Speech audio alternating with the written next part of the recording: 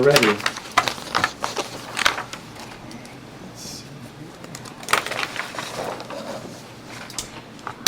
And is that you, Susan? Yes, this one is me. Okay, I've got David Elkinich. That is the attorney for. Okay, Mr. Alkinich, we understand that you're here with us today, representing Ms. Fagan. Good morning, everybody. Hi, this is David Elkinich. I am here on behalf of Ms. Fagan. Thank you for allowing me to appear. Thank you. You know the procedure here, so we're going to go ahead and hear from Investigator Myers first on this agenda item. Thank you. Thank you, Vice Chair Lindsay, Commissioners, Investigator Susan Myers. Item 42 is a preliminary review report for former Secretary of State Shemia Fagan. The complaint in this case alleged that Ms. Fagan may have engaged in a prohibited use of office and failed to disclose conflicts of interest during her tenure as Secretary of State, primarily relating to travel expense reimbursements for various trips both within and outside of Oregon, on which Ms. Fagan was accompanied by her children, other relatives, her romantic partner, as well as the family dog. There is an exception to the prohibited use of office statute for reimbursements. The exception provides that it is not a prohibited use of office for a public official to seek or receive reimbursement of expenses from their public body for expenses incurred in the conduct of official duties, so long as the reimbursement complies with applicable laws and policies. The Secretary of State conducted an internal review, and it appears that from that initial review, Ms. Fagan may have only sought reimbursement for the portion of travel expenses related to her own expenses, not those of her family.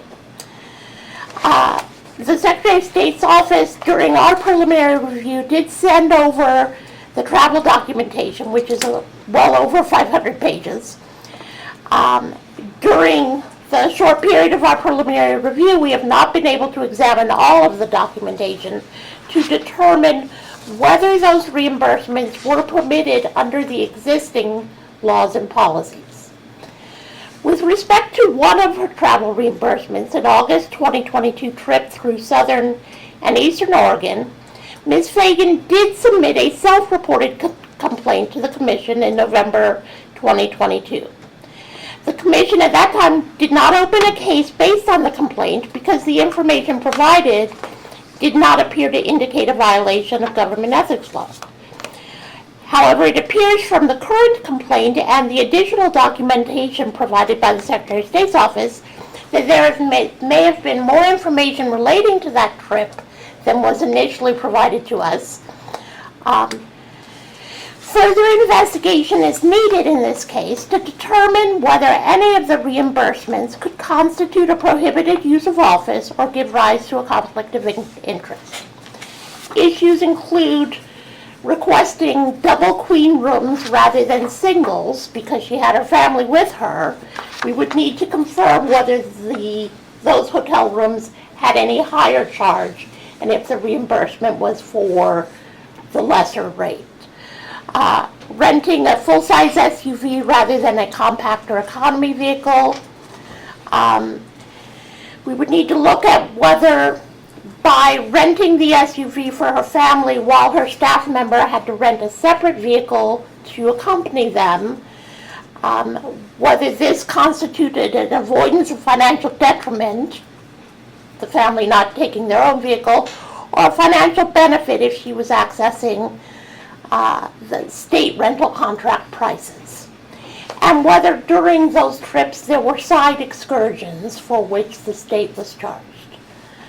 The complaint also raised questions about double dipping, that on some of these same trips, Ms. Fagan also sought payment or reimbursement from her campaign funds or from the sponsoring entities.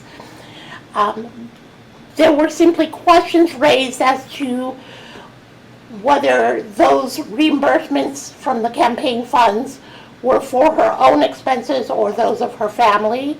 While we have no jurisdiction over how the campaign funds are spent, obviously, the policy does provide that if you're on travel status and your travel is being paid by another entity, you can't then seek payment from the state or from your public body.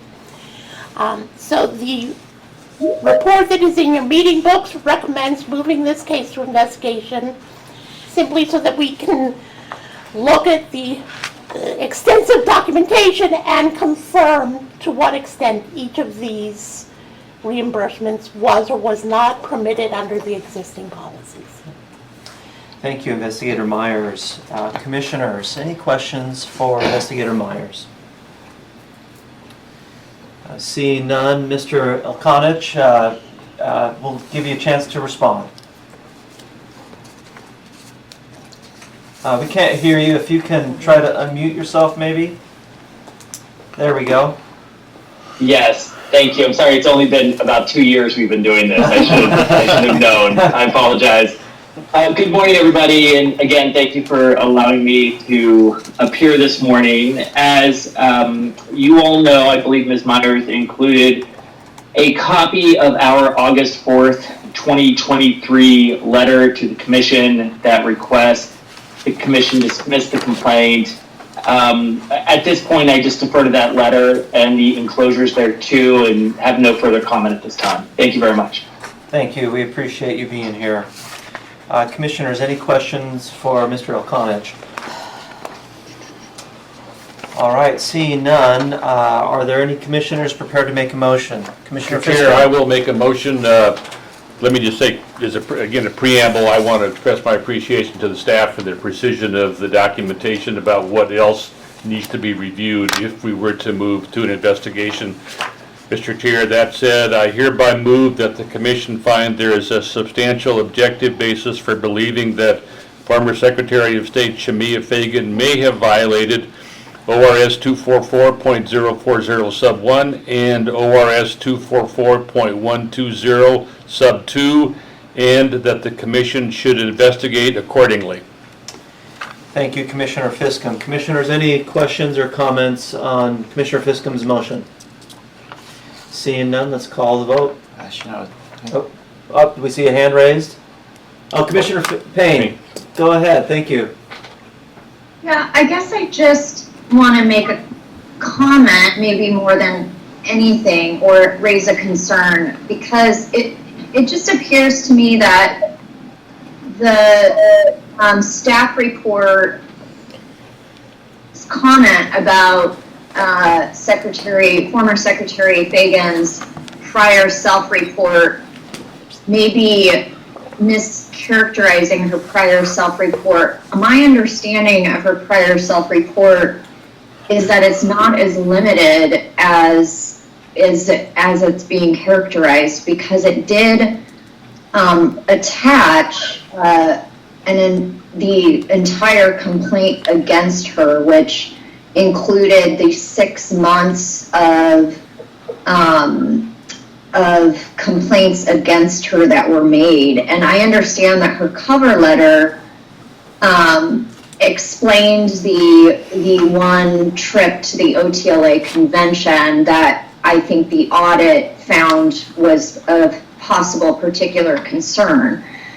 But she does also attach this hotline web complaint that's made against her, outlining these sort of 6 months of travel complaints that are made against her, and so I just have a concern that that she brought this self-report to the Commission previously, and the Commission could have investigated those 6 months of travel complaints previously, and it declined to do so. And I just want to make a comment about that, because now we are investigating the same thing that she self-reported earlier. And I just have concerns about this Commission declining to investigate something she brought forth previously and now choosing to do so. I don't know that that's a problem, but it just seems that she made an effort to bring those issues before this commission previously and asked for guidance, and this commission declined to investigate previously. I understand there's possibly more information before this commission now, but I personally think that's concerning when somebody self-reports and brings facts before this commission and the commission declines to investigate, but then somebody else reports them and now this commission decides to investigate. That feels concerning to me on some level. Thank you, Commissioner Payne. Those are good points. I appreciate you bringing those up. Commissioners, any other further questions? Or Investigator Myers, do you want to respond? Or? No, I appreciate the concerns, and I don't want to suggest, I don't intend to make a suggestion that the self-report in November was disingenuous. I don't think it was. What I'm trying to convey is that when I'm looking through all of the new information, there's a lot more that is provided, including about that trip, than was in the original complaint. There's information suggesting that she may have been using the state contract for the SUV rental, that at least if it was in the original complaint, I didn't notice, which may be on me, but I simply want to ensure that we have looked at all of the information to confirm whether the reimbursements were allowed under the policy. It may be that they absolutely were. I don't know. I simply need time to make those determinations based on the documentation. Thank you, Investigator Myers. Commissioners, any other comments on the current motion? Seeing none, we'll go ahead and call for the vote. Thank you. Commissioner Thompson? Aye. Commissioner McCauley? Aye. Commissioner Payne? Aye. Commissioner Mason? Aye. Commissioner Fiscum? Aye. Commissioner Burke? Aye. Chair Lindsay? Aye. Motion passes 7-0. Thank you. Mr. Alconich will be in touch, of course. Thank you all very much.